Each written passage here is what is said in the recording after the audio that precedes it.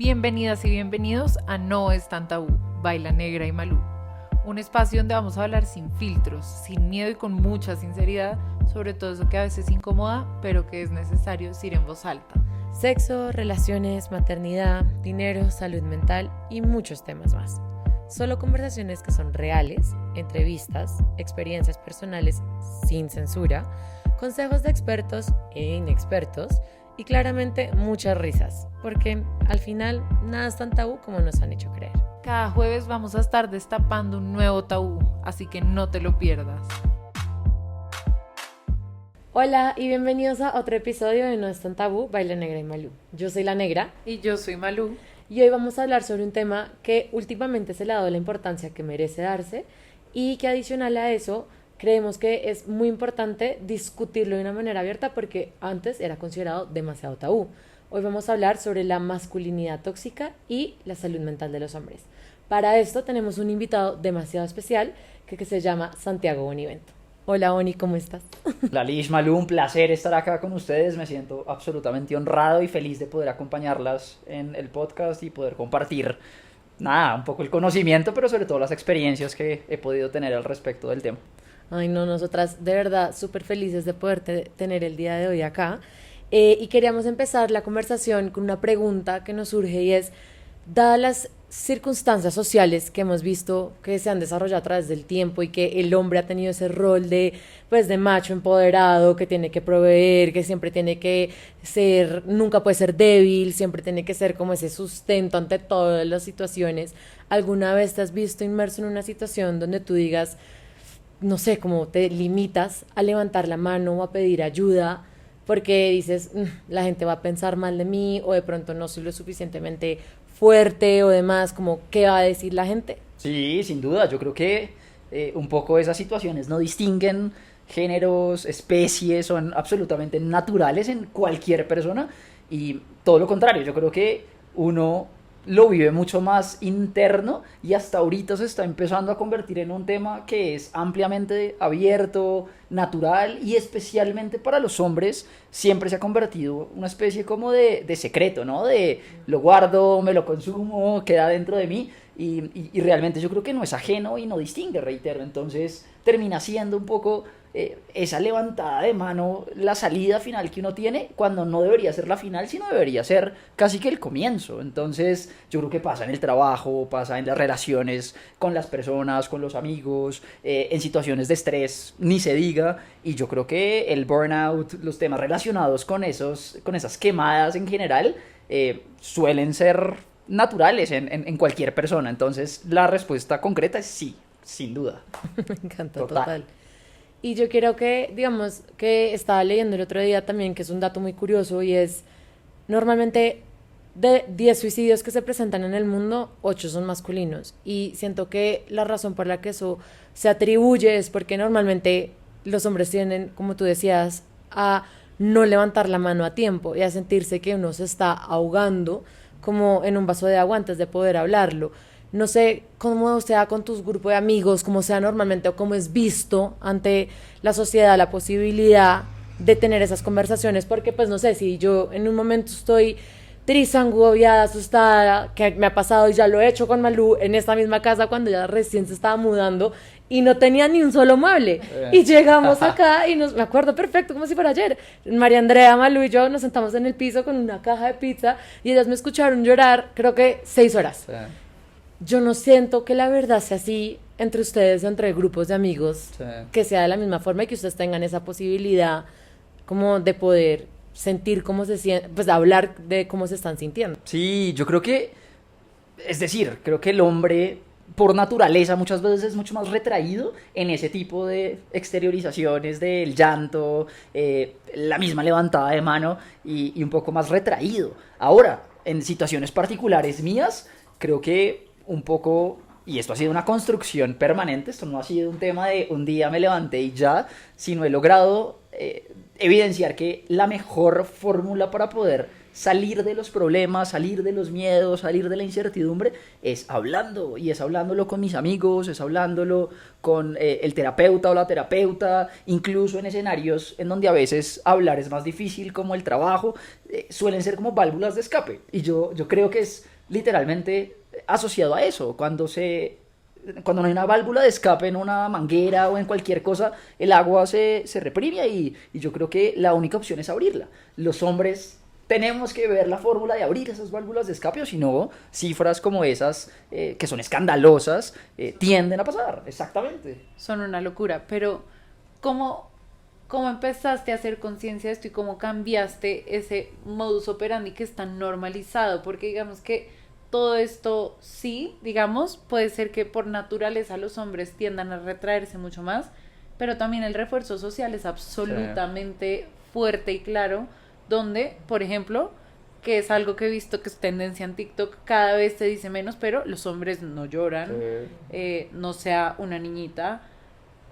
Eso es bien violento, pero tan cotidiano que nos suena normal. Total. ¿Cómo empezaste a hacer este cambio de mindset y de dinámicas en tus círculos de confianza? Buenísima, Malo, y creo que la pregunta es muy, muy valiosa y muy bonita y me hace recordar un momento súper específico en mi vida que para mí hablarlo hoy es absolutamente natural y absolutamente tranquilo, pero hace 4 años que pasó no lo era por incluso esos mismos miedos, ¿no? El hombre no puede sufrir, el hombre no puede llorar, el hombre está, para todo tiene que estar fuerte, y realmente no, y esa situación fue un lunes festivo, me acuerdo, una crisis de pánico absurda, una crisis de pánico sin incluso saber por qué, una crisis en donde yo decía, es que todo está bien, pero no todo está bien, ¿sí? Y empieza un poco el mundo a palpitar, empieza el dolor en el hombro, empieza como a acontecer una serie de cosas que la manguera no estaba abierta y se estaban comprimiendo emociones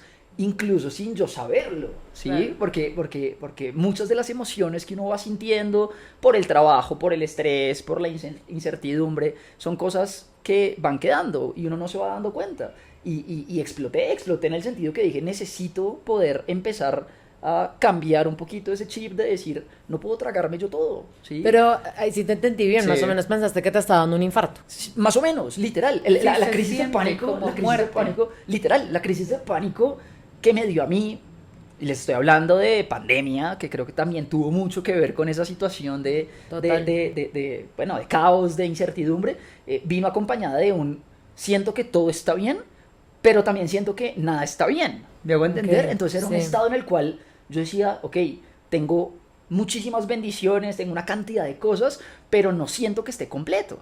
Y yo he sido una persona que decir que no me cuesta mucho. Y creo que esa acumulación de de hacer, de estar en permanente acción, de querer hacer más, me llevó a darme cuenta que estaba descuidando lo más importante que era yo. Y nadie se preocupa por uno si no es uno. Así de simple. Y eso fue un cambio de mentalidad, de mindset, yo incluso me atrevería a decir que es un punto de inflexión en el cual llegué yo a decir, ok, necesito yo empezar a trabajar esto. Y hoy lo veo con unos ojos de decir, pucha, qué rico que me haya pasado como me pasó, ¿sí? Porque aprendí, crecí, lo trabajé y hoy por hoy el Santiago, que está en capacidad de hablar de estos temas absolutamente abierto, absolutamente tranquilo, puede traer de eso muchísimos aprendizajes que hoy me hacen ser mejor persona. Tocas un punto que claro, si no lo traes no lo asocio, pero la pandemia fue un momento que cambió muchas cosas, muchas. Yo trabajo en recursos humanos y justo a partir de ahí siento que la conversación alrededor de la salud mental, indiscriminadamente del género, se empezó a dar de manera muchísimo más abierta y a propósito de desestigmatizarla. Y tienes razón que a partir de ahí, digamos, se volvió como más cotidiana pues esta conversación. ¿Quiénes fueron esas primeras personas a las que tú acudiste cuando te sentiste así? ¿Qué respuesta recibiste, Bonnie? No, lo máximo, Malu y Lali. Yo creo que al final la primera persona que supo que yo estaba así fue mi papá. Mi papá es médico y tiene una abstracción de esos temas muy cercana. Además es un médico absolutamente humanista, absolutamente de pensar en la persona, de primero sentir la sintomatología antes de decir tienes que tomarte 5 pastillas o 3 remedios, y de realmente entender que detrás de eso que uno está sintiendo puede haber muchas cosas que no se curan con un medicamento, simplemente con una inyección, ¿sí? Total. Entonces, el primero a quien yo acudí fue a mi papá. Le dije, papá, estoy así, me estoy sintiendo así. La respuesta de mi papá fue muy bonita y fue, hoy por hoy, pues tú ya eres grande, ya eres mayor de edad, ya un poco es tu vida, pero trabájalo y empieza a trabajarlo desde ya, porque si no lo trabajas desde ya, posiblemente en 10, en 15 años, este tipo de situaciones que estás viviendo hoy van a ser mucho más difíciles de poder llevar. Y empecé a trabajarlo, y a partir de ahí empecé un proceso de acompañamiento terapéutico que me sirvió enormemente. Y hoy por hoy hablo feliz de mi proceso. Y sigue siendo un tabú, a propósito del nombre del podcast, es gigantesco. de los hombres y las mujeres ir a terapia. Eso es como si estuvieran locos, locas, dementes. Y no, yo creo que ojalá todo el mundo fuera, no necesariamente a terapia, y la terapia física, digamos. Ojalá todo el mundo encontrara qué le hace bien para poder darse cuenta que eso lo puede sacar un poquito de esas situaciones. Y les cuento un poco. Hoy por hoy, y le digo a mis estudiantes, yo doy clase en universidad, le digo a mis estudiantes, venir a clases es terapia para mí. Me siento en un lugar en donde me siento pleno, en donde me siento tranquilo, en donde incluso aprendo más que ustedes. Entonces, mi papá fue como esa primera persona. Estábamos en una situación, de pandemia, en donde salir era difícil, en donde el confinamiento, pico y cédula, pico y género, todos los picos, una cosa ridícula. Se me había olvidado. Pero claro, el contacto con la gente era por Zoom, era por en fin, estas plataformas que lo hacían muy impersonal. Sí. Exacto. Entonces fue un golpe un poquito que la vida me dio y me dijo, trabájalo por ti, no por el que dirán, que es otro tema súper relevante de el hombre muchas veces y la mujer, y en general el humano está pendiente de qué dirán, cómo lo va a recibir la persona exterior. Y yo creo que hoy por hoy yo he entendido que si yo estoy bien, el resto está bien, y ha sido un proceso de 5 años. Esto no es que un día, reitero, me levanté y soy un hombre nuevo. Eso no pasa, ¿sí? No pasa. Pasa en las películas, no pasa en la vida real. Entonces pude darme cuenta un poquito que la vida me estaba como zarandeando un poco, me estaba diciendo, hey, pilas, concéntrate en realmente lo importante que eres tú y trabájalo. Y así fue. Y yo quiero sumar algo ahí muy importante que siento que dijiste la terapia, y es, hasta inclusive se lo he dicho mucho a Diego, y no he atrevido a tomar el primer paso, pero porque creo que de pronto no conozco a la persona como, o a la profesional o el profesional para acudir, pero yo sí estoy 100% de acuerdo que todo el mundo debería ir. Es como hablar de ir al médico general, hablar de ir al ginecólogo, al urólogo, lo que sea. O sea, siento que se tiene que estandarizar, y la razón por la que digo que no lo he hecho también es, siento que en muchos casos para mí es esos nervios, y la razón por la que digo nervios está muy relacionada a que mi hermano empezó también a acudir a una, no sé si no le vaya a gustar que yo comente esto, pero perdón, Santiago. Perdón. Pero fue algo muy valioso que él me contó y me dijo como, la verdad, siento que al poder hablar con una persona que es completamente ajena a mi vida, a mi círculo social, a todo, es como una perspectiva completamente nueva a mi propia vida. Y yo siento que no, como que no me están juzgando, sino que más bien me van a abrir un camino a entender tantas cosas que inclusive tú no entiendes de por qué actúas como actúas. Entonces, digamos, yo digo, hoy en día me gustaría entender muchas cosas de pronto, de que yo también soy muy como o complaciente, o me gusta mucho decir que sí, ayudar a todo el mundo, lo que sea, y muchas veces digo, ¿por qué? ¿Sabes? Como, porque uno no se puede poner uno primero, y de pronto hasta no empezar como ese proceso, no lo voy a entender completamente. Total. Pero sí creo que llega un punto donde inclusive nos ayuda a entender muchas cosas de nuestro origen, tanto familiar, laboral, profesional, y cómo nos desenvolvemos también, pues como con nuestros amigos, nuestras relaciones, etcétera, y la gente que está alrededor nuestro. Y eso es un punto súper importante, porque digamos que al final ese proceso de terapia, y llamemos terapia el ir al gimnasio, llamemos terapia el acudir a un profesional que va a dar simplemente un apoyo, llamemos terapia también un proceso, sea cual sea, al final uno tiene que escoger qué le hace bien. Y no todo el mundo le hace bien lo mismo, ¿sí? Sí, de acuerdo. No todo el mundo le hace bien ir a hablar 30 minutos con una persona, no todo el mundo tiene la disciplina, y hablo de hombres y mujeres, de ir al gimnasio 30, 40, 50 minutos, pero cada quien escoge y está bien. Ese mito y no sé qué día me pasaba un poco en el gimnasio, uno tiende a compararse mucho con el otro, ¿no? Uno tiende a decir, es que el otro está levantando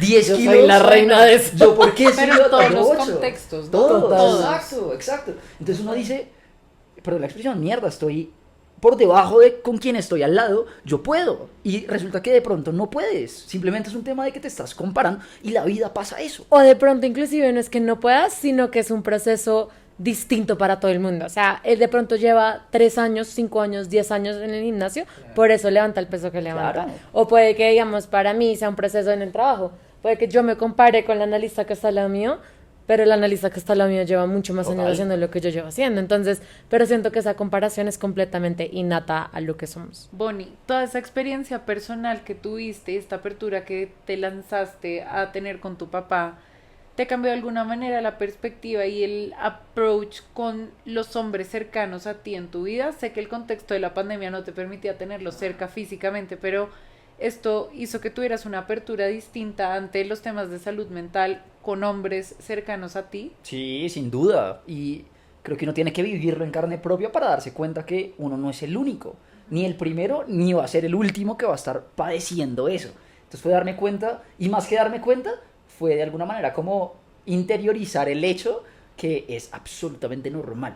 Y yo lo planteo muy en términos de una turbulencia de avión. Cuando uno va en el avión, la turbulencia se siente que el avión se va a caer, que la cosa está Total. como mal, y realmente no está pasando nada más allá de estar atravesando una nube o de pronto un espacio en donde la cosa pues se está moviendo, pero ni el avión se va a caer, ni vamos a salir todos por la ventana. Exactamente lo mismo pasa en esos momentos, y fue darme cuenta de eso.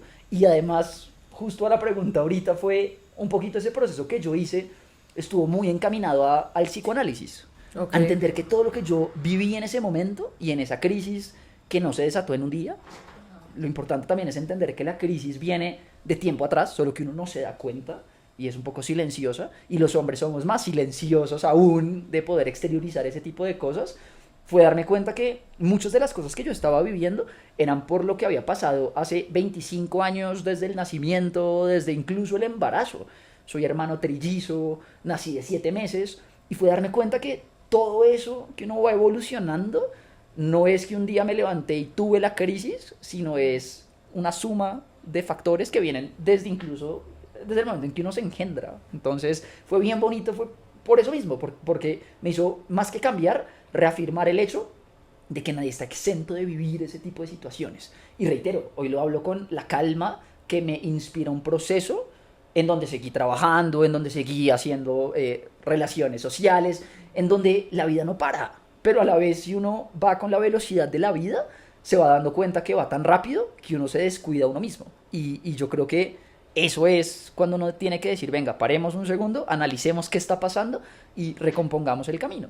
Entonces, al final es eso. Creo que al final es darme cuenta que hombres, mujeres, pero en este caso hombres, somos tan susceptibles a tener ese tipo de situaciones, crisis de pánico, ansiedad, estrés, depresión, tantas cosas que normalizarlas debería ser la base de entender que le puede pasar a cualquiera y no está mal, ¿sí? Y que de no estar mal, todo lo contrario, está muy bien que pasen si uno se da cuenta que las puede manejar y que puede pedir ayuda. Y es que pedir ayuda no está mal, ¿sí? Todo lo contrario, es el deber ser que tenemos, y para eso hay gente que se ha formado.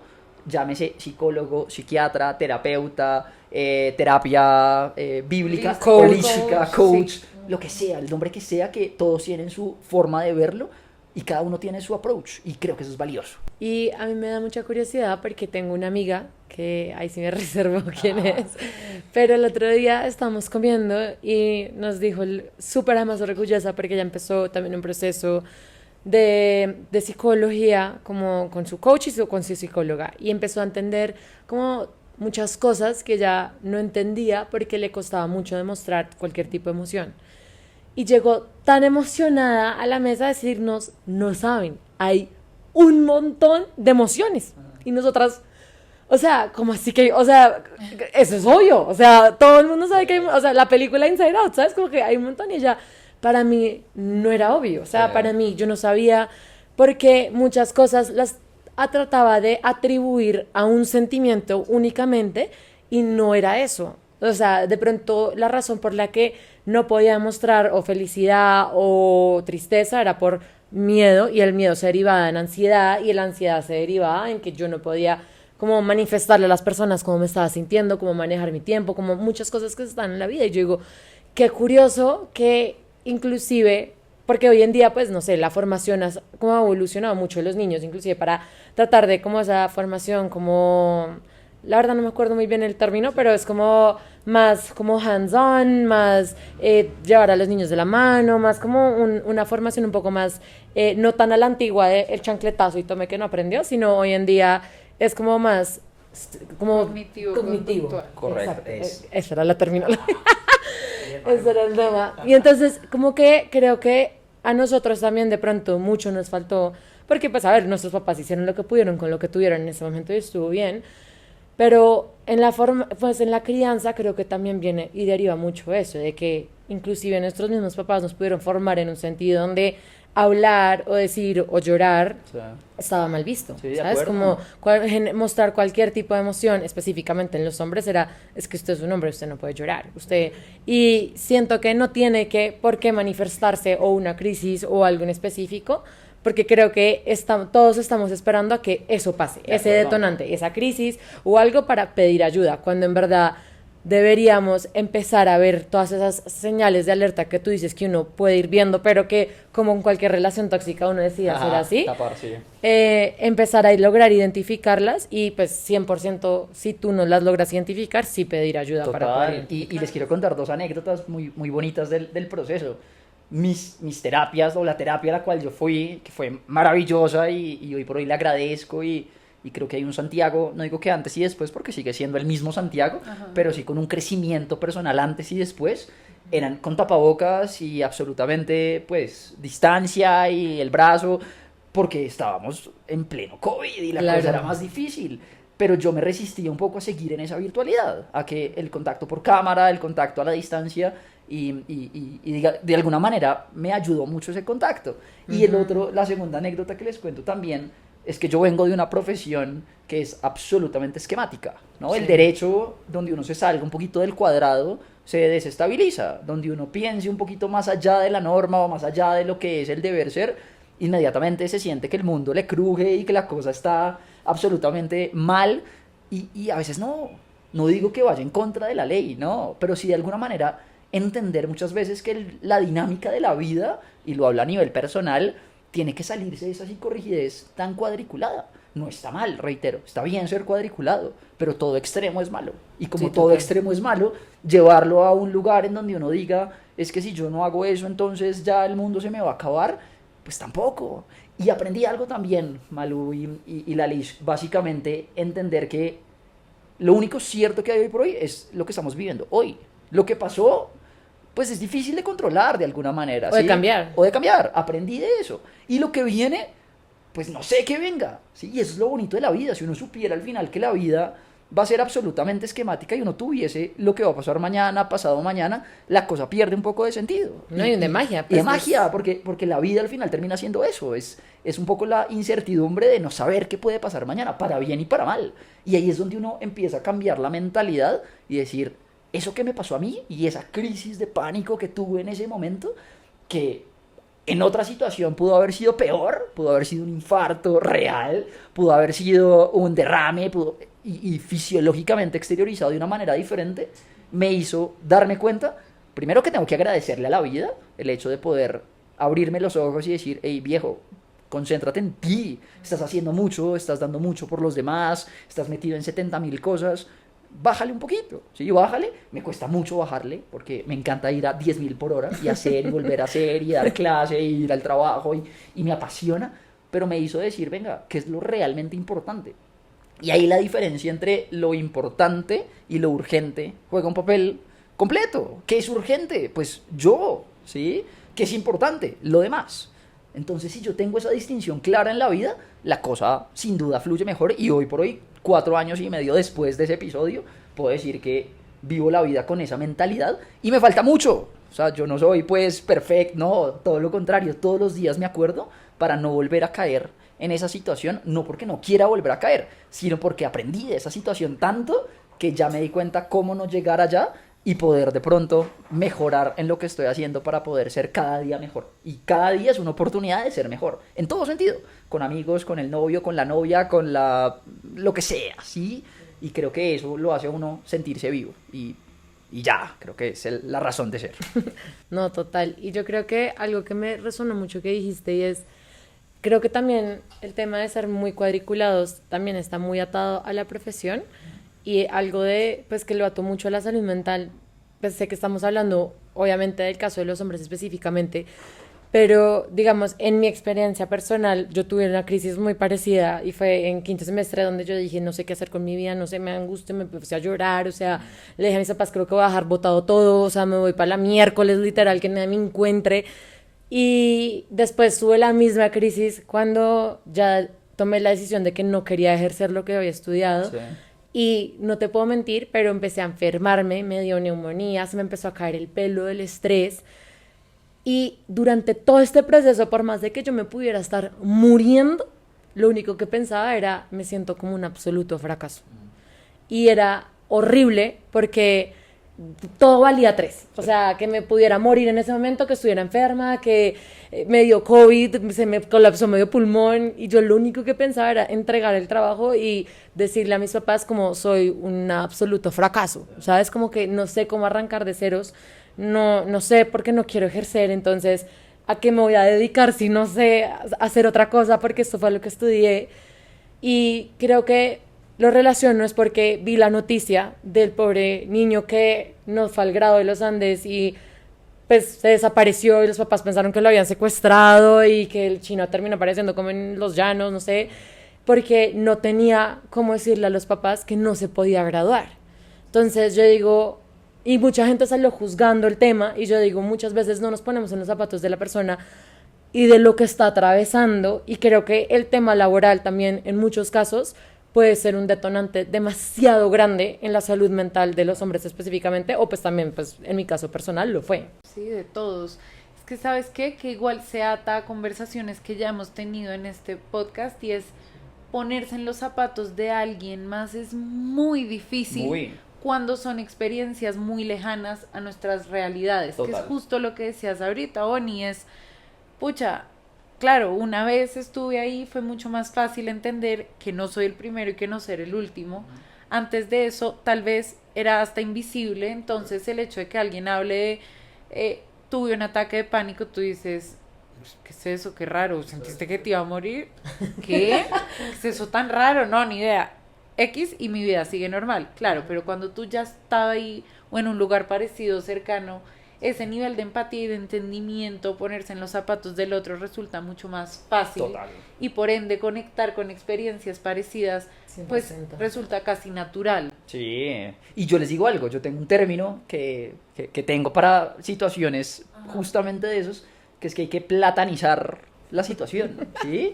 Uno a veces siente que eso es ajeno, que eso es externo, que eso nunca me va a pasar ni a mí, ni a mis papás, ni a mis amigos. Ojalá. Y ojalá fuese así, no, ojalá la vida era. Y ojalá la vida, o no, ojalá la vida fuera tan imperfecta para entender que esas situaciones son más cotidianas de lo que uno piensa.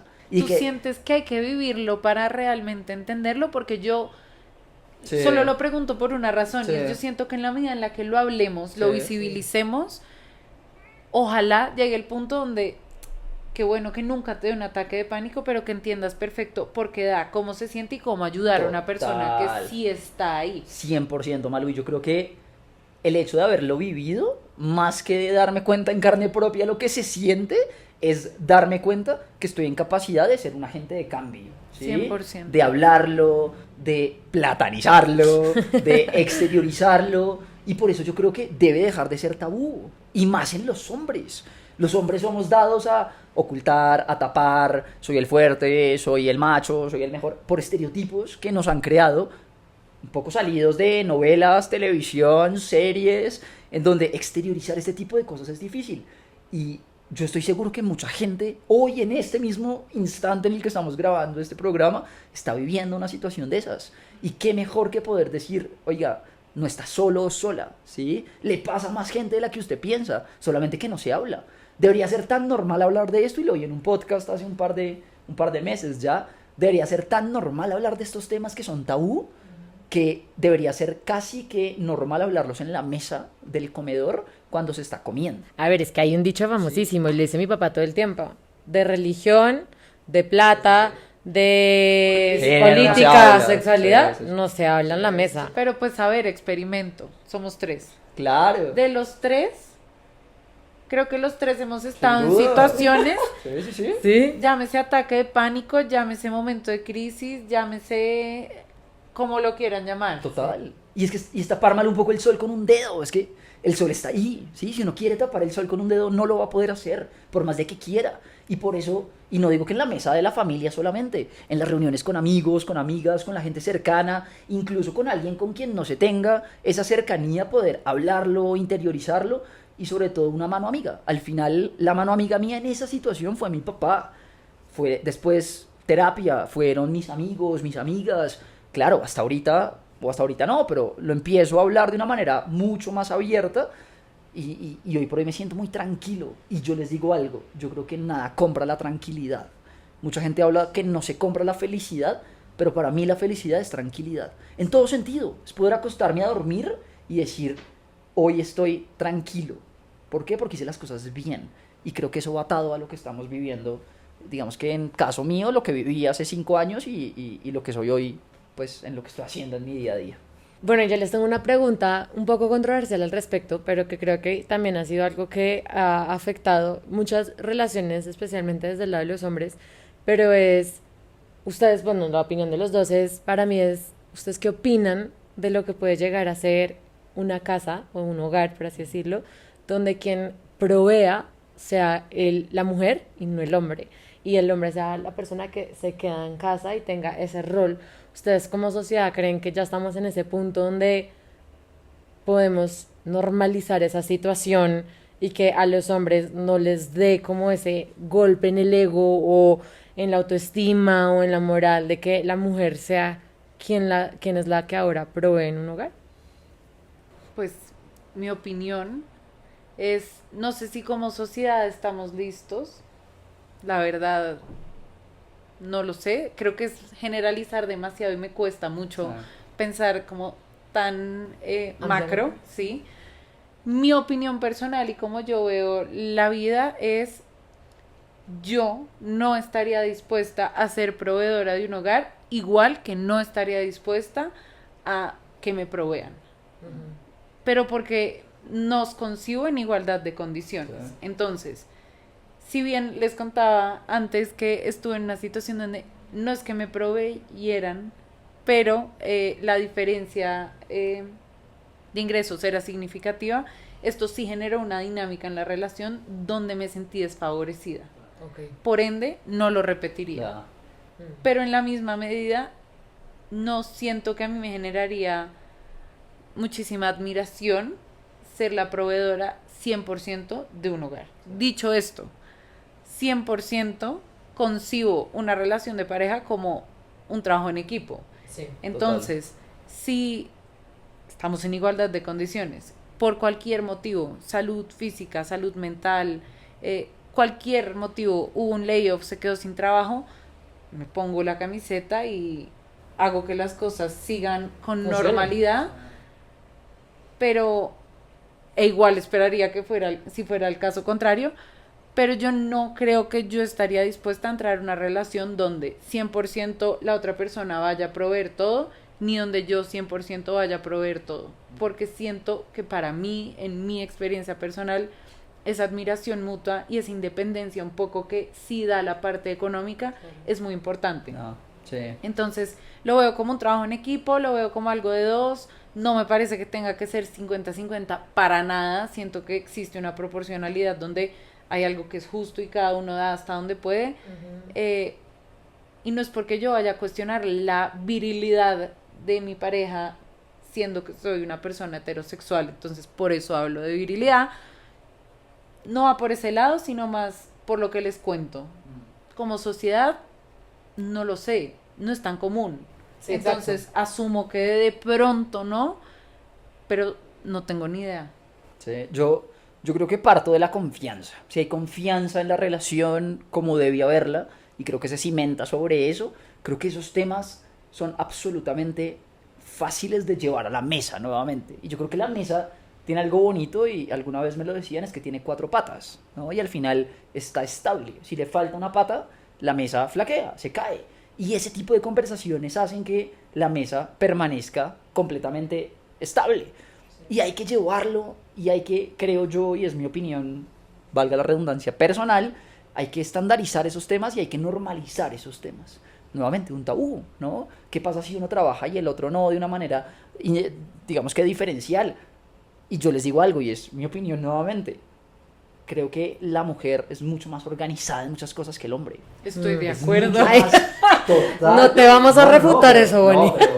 Pero, y lo he comprobado, ¿saben? Como que, es decir, hay hombres que son y somos organizados, pero hay mujeres, y lo he comprobado en un ejercicio muy, digamos que en una encuesta muy arcaica, lo que he podido vivir en mis años de experiencia laboral, que la mujer tiene una particularidad que el hombre todavía le cuesta un poco más, por regla general, no a todo el mundo, pero sí por regla general, y es la organización, ¿sí? La organización en todo, en términos de cómo hacerlo, de qué manera poder lograrlo, y creo que uno, como hombre, tiene que estar en capacidad de reconocer eso. Sí. Nuevamente volvemos al tabú del hombre, el macho, el alfa, el masculino, y yo creo que cada vez estamos en un mundo en el cual, gracias a Dios, hoy por hoy estamos en capacidad de decir, somos absolutamente iguales en capacidad.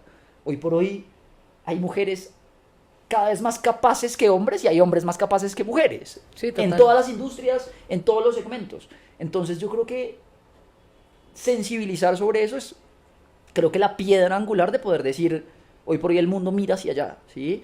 Y bueno, hay que vivir cada situación en particular. Yo creo que es una situación que, como se dice, hecho a la medida. Toca ver en cada fase, en cada momento, pero pues para mí es clarísimo que hoy por hoy, gracias a lo que sea que uno crea, estamos en capacidad de decir, la mujer y el hombre están en capacidad ambos de poder hacer las cosas y hacer que pasen las cosas. Y una familia termina siendo, y no quiero sonar, y con esto cierro un poco a la pregunta, creo que termina siendo casi que como una empresa, no en el sentido lucrativo, 100%. pero termina siendo una planeación de gastos-ingresos, una planeación de presupuesto, una planeación de podemos de pronto invertir en esto, pero ahorita de pronto no podemos por X y razón, y la asociación que uno hace en una empresa la lleva en ese plano a la familia, en donde además hay un valor que en las empresas a veces no la hay, o muy pocas veces la hay, es ese corazón detrás, hace que las cosas pasen. Entonces, entender que eso es el deber ser y la naturalidad de las cosas, hace que las cosas sean un poquito más sencillas. ¿Qué opinas? Sí, la que hizo la La que se pregunta. devuelve. Sin nuevadas. Se sale. No, yo estoy 100% de acuerdo con Malu en ese sentido. A mí, pues yo soy 100% partidaria del hecho de que yo, pues en lo personal, no podría estar en una relación igual donde yo dependiera 100% de mi pareja, porque una vez yo tuve mi primer sueldo que fueron 800,000 pesos y nunca se me va a olvidar.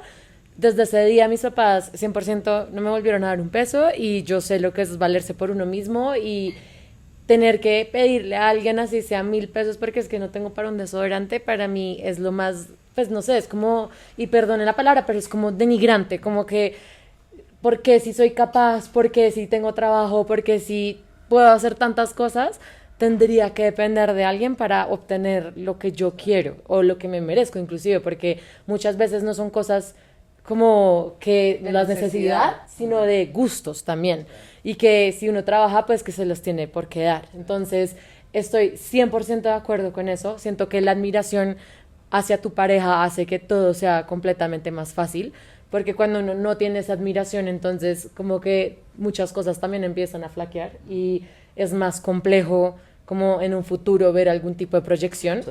porque esa admiración hace que aumente el respeto, aumente el valor, aumente muchas cosas, y inclusive tu proyección de familia o de futuro o de vida o lo que sea que tú quieras, buscando siempre esa felicidad que buscas tener. Sí. Me causó mucha curiosidad que lo hiciste el paralelo a una empresa, porque hablando de eso, como tomando un poco de twist, pero metiéndome por ahí, la salud mental también metida muy dentro de las empresas es un tema complejísimo. Inclusive hace 2 podcasts que estuvimos acá, Lula me decía, toda la oficina, hay mucha gente en la oficina que tiene un burnout absoluto, tengo gente enloquecida, tenemos pues de lo que yo viví en firma, fue una experiencia completamente traumática, pues la última en temas de salud mental por el trato, y pues tú específicamente también que has trabajado en firma, en empresa, bueno, en todo, ¿cómo es ese trato? Y si lo ves más hacia mujeres, hacia hombres también, o lo has visto muy 50-50. Yo creo que la salud mental en el mundo corporativo, y no lo encasillo a empresas, sino en general como en el mundo corporativo, es cada vez más tabú, ¿sí? Termina siendo incluso contrario a lo que debería ser, de cada vez más laxo, cada vez más actividades, de yoga, de todos somos amigos, día de la familia. Yo creo que eso termina siendo una especie de ayuda momentánea, por decirlo de alguna manera, pero que no soluciona realmente el problema. Es una curita. Sí, es una cura para una herida de un tamaño grande, ¿sí? Y muchas veces silencioso. El trabajador usualmente no va a levantar la mano y decir, señor empleador, tengo 3.000 problemas mentales. No va a pasar, no va a pasar. Sí. Por la misma relación de subordinación que existe entre la empresa o el empleador y el trabajador. Ahora, normalizar nuevamente esos temas es cada vez más necesario. El burnout no es un problema raro, es un problema cada vez más usual. La gente, perdón la expresión, se está quemando literalmente. Pero ¿saben qué? Salió en TikTok. Ah. Mi principal fuente de información. Y está muy bien. Yo te voy a contar, Malú. Confiable. No, yo te voy a contar, Malú. Hace poquito en una de mis clases hacía un poco esa encuesta de cuáles eran las fuentes de información que estaban usando mis estudiantes hoy por hoy. Y TikTok. es TikTok. Es impresionante. Pero mi algoritmo está súper bien educado. Exacto, eso Confíen iba. en mí. Justo eso iba. Que si Me uno, encanta, que si uno se los encuentra las juro. fuentes, la cosa es buenísima. Bueno, me salió un estudio que después corroboré y sí existe. Somos una generación, los millennials, con burnout. Sí. Estamos quemados. Wow. Entonces, claro, no solo no es raro, es súper cotidiano, Sí. pero estamos quemados porque estamos bombardeados de información. Nos tocó social media desde siempre, o pues desde la vida Desde muy consciente. jóvenes, sí. Estamos hiperconectados. La comparación de la que hablábamos es un bombardeo que nos lleva a sentirnos quemados, a sentirnos agotados, a no poder descansar, a que nos cueste mucho bajarle al ritmo, desconectarnos. Entonces, fact de TikTok, Ajá. esto es generacional. Total. Pero tengo un tema, porque 100% de acuerdo, pero digamos, también está todo lo contrario, que dicen que es que somos generación de cristal.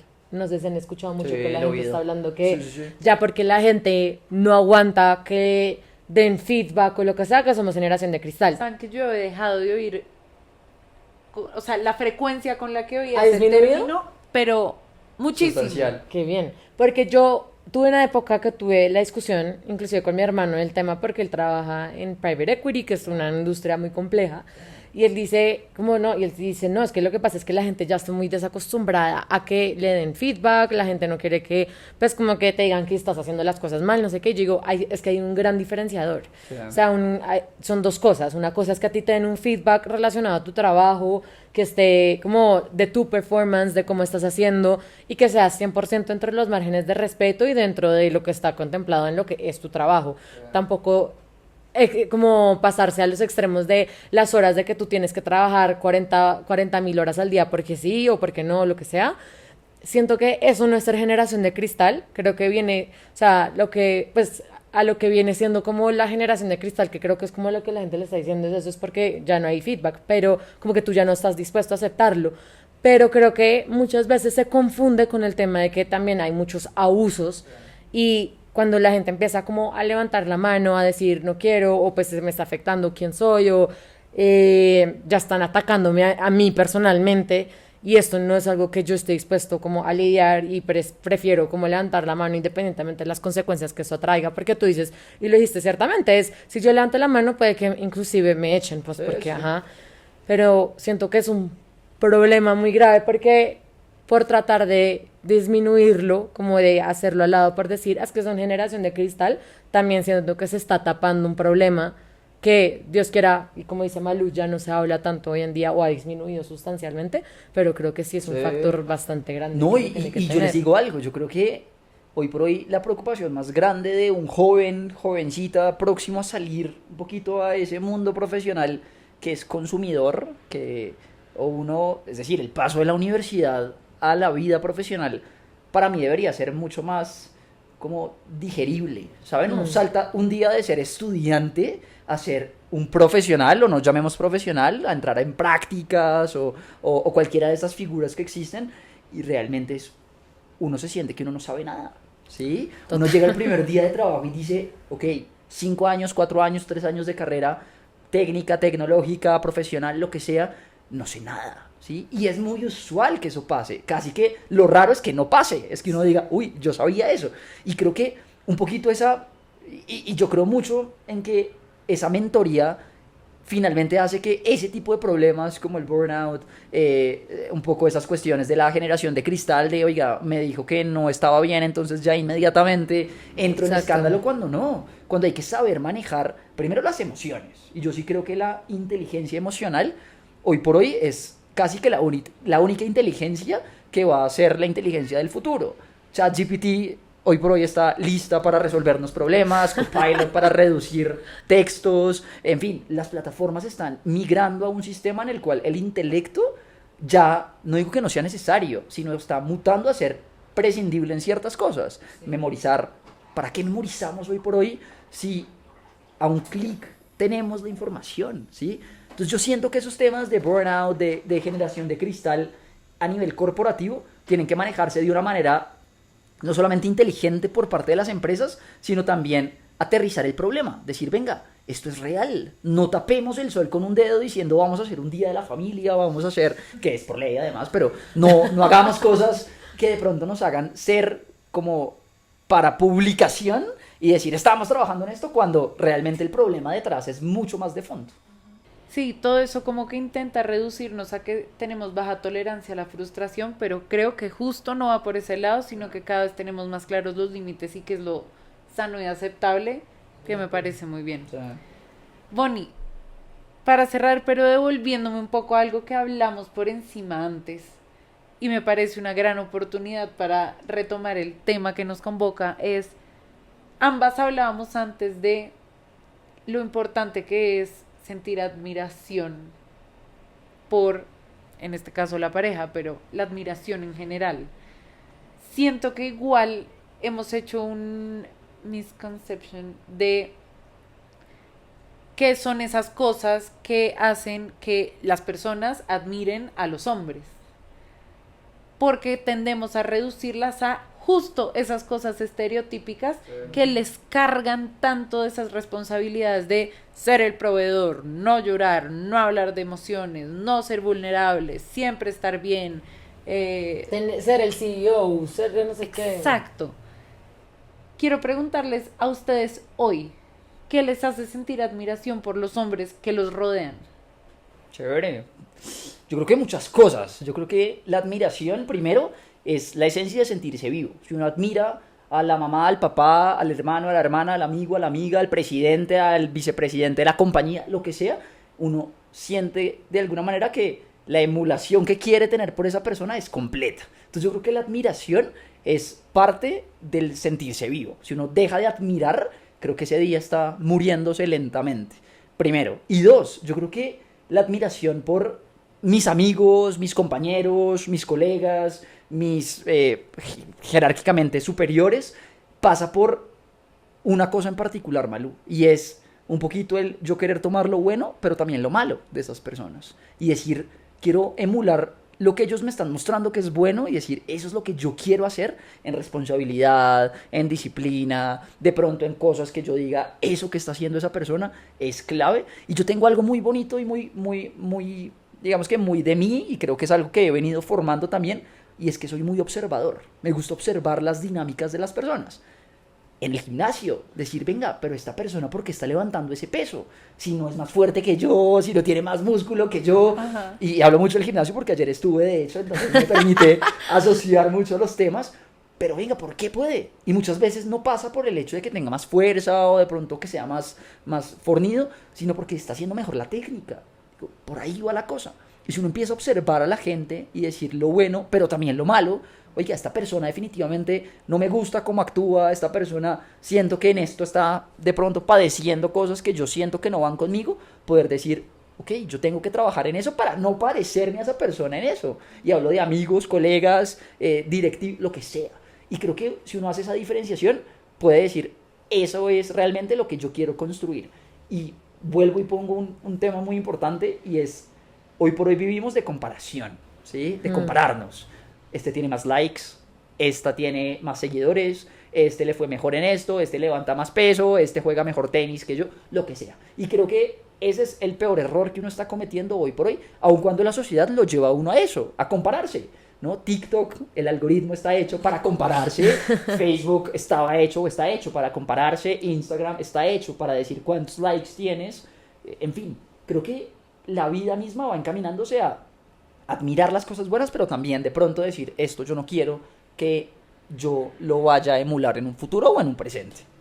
Bueno, pues mi respuesta no va a ser tan profunda como la de pero lo que a mí me genera mucha admiración por los hombres, y anoche, o pues antenoche lo hablaba con mi pareja específicamente, y era, yo admiro mucho cuando un hombre logra demostrar cariño, logra ser sensible, logra ser respetuoso, logra ser detallista, cariñoso. O sea, a mí todo ese tipo de cosas me lo admiro como si no hubiera un mañana, porque siento que habla más de ti como hombre que tú puedas hacer todo ese tipo de cosas que ser una persona completamente frío, separado.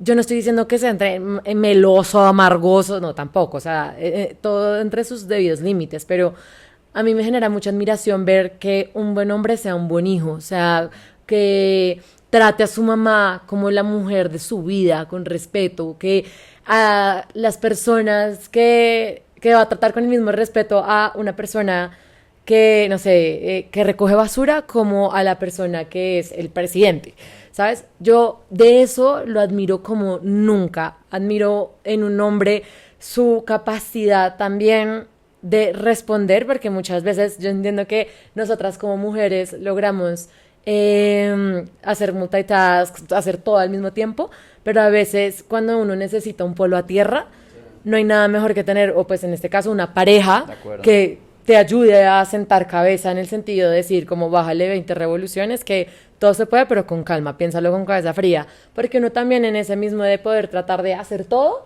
y termina haciendo nada, ¿sabes? Sí, como que entonces eso es algo que yo admiro y busco mucho en los hombres de mi familia, que en la persona con la que yo estoy, porque pues sí, yo hoy en día aprendí mucho y es, yo no admiro en ni 5 de una persona, de un hombre, cuando se ponen a hablar de plata o de es que yo tengo un Rolex o es que yo soy o es que no sé cuántos. No hay nada que me desencante más hoy en día que eso, o sea, no hay nada que yo diga como, qué vomitivo, ¿sabes? Entonces, ver que una persona puede llegar a ser así de especial, así de, no sé, como de ponerlo a uno de primero en muchas ocasiones, y ese como selflessness, no sé cómo se diga en español, pero sí. Eso es lo que a mí es oro. ¿Y a ti, Malu? A mí no, va muy por esa misma línea, y justo la intención de la pregunta era esa. No sé por qué nos hemos comprado no, sí sé, porque esa ha sido la dinámica heredada. Total, 100%. Pero cero va por el lado que estereotípicamente creemos, sino justo va más por esa línea de, a mí me genera admiración en un hombre el tipo de persona que es. Total. Sus intenciones al hacer o decir las cosas. Esa ambición, no resultados, no el Rolex, no el carro, sino esas ganas de superarse, de conseguir metas, de cumplir objetivos. Que si se quebró, bueno, ¿qué hacemos? Nos levantamos, yo resuelvo, yo hago, yo deshago, eso. Exactamente, entonces ese tipo de cosas, la clase de amigo que sea, la clase de hermano, de ¿sabes? Como el desenvolvimiento que tienen sus diferentes relaciones, que me hable de la calidad humana, es lo que me genera admiración. Muy independiente de resultados, estatus, título, eso va y viene. Sí. Porque es que eso no determina la persona que eres, eso determina la suerte que has tenido, el éxito y el empeño que le has puesto, porque no le vamos a quitar mérito, pero mejor dicho, a mí lo que me ata a un hombre, y por ejemplo yo pienso en mi papá, pienso en mis amigos, pienso en mi pareja, y es muy por ese otro lado, es quién es como persona, que me genere orgullo estar en cualquier contexto con esa persona al lado, y que me relacionen con. Entonces, qué delicia poder hablar de esto así, para un poco, si sirve para disminuir esas presiones de las que hablamos ahorita, que entran dentro de lo que uno cree que se espera de uno en cualquier contexto. Pues está bien un poco, sí, ok, ponte tus metas, trabaja duro por lo que te sueñas, lo que te motive, ve por eso, pero un poco quitemos esa presión social y que hemos heredado, porque hemos heredado muchas cosas que de pronto en algún momento no se cuestionaban, pero hoy sí. Sí, sin duda. Total. Y yo les digo algo a propósito de eso. Yo creo que un poco esa herencia, que es natural, que no ha sido culpa de nadie, ni es decir, creo que ha sido algo absolutamente normal. Creo que es lo que uno lo mueve hoy por hoy a decir, quiero hacer las cosas, yo no diría que diferente, pero sí de una manera que me permita a mí estar tranquilo con cómo lo estoy haciendo. Claro, y ahí marca la diferencia. Que eso tiene fundamento en el momento en el que se creó, porque era un momento en el que además hoy hablamos de cómo todos acabemos igual a un hombre y una mujer en un contexto cualquiera. En esa época no, en esa época las mujeres no tenían derecho a estudiar, no tenían derecho a trabajar, no tenían derecho a tal. Ni hablar. Toda la responsabilidad recaía en el hombre, porque es que la familia tenía que comer, la familia tenía que bla, bla, bla. Pero hoy, que la realidad es tan distinta, cambiemos también ese chip y entendamos que no, para nada el hombre tiene que ser el que no llora, el que no siente y el que no se vulnerabiliza. Exacto. De acuerdo. Total, y miren que, y Malú, y creo que van a un punto muy válido y muy al lugar a lo que es la conversación de este episodio, y es que sigue siendo tabú. Y es lo más, es decir, lo más, yo no llamaría triste, pero lo más normal hoy por hoy es que ese tipo de conversaciones, ese tipo de situaciones, ese tipo de sentimientos sigue siendo absolutamente tapar el sol con un dedo, reitero, y cada vez es más llamado a que deje de ser tapar un sol con un dedo, a decir, abramos el sol, es que no estamos ocultando nada, todo lo contrario, estamos llamados a decir, venga, tengo inseguridades, tengo miedos, tengo incertidumbres, por YJW razón, pero las tengo, y ese es el primer paso, creo yo, y es mi concepción de aterrizar el problema y decir, voy para adelante. Yo creo que para uno darse cuenta que no la está pasando bien, tiene que darse cuenta primero que no la está pasando bien, ¿sí? Si uno intenta, perdón la expresión, hacerle la mague al decir no la estoy pasando bien, es el primer error de poder solucionar ese problema. Pero y sabes que también te quiero complementar eso, porque siento que ese justo es el paso más difícil. O sea, lograr identificar como, vea, estoy mal. O sea, y que el siguiente paso sea también pedir ayuda. Independientemente de eso, el primero siento que obviamente va a ser el más difícil. Y la verdad, Bonnie, pues te queremos dar las gracias por este espacio tan espectacular.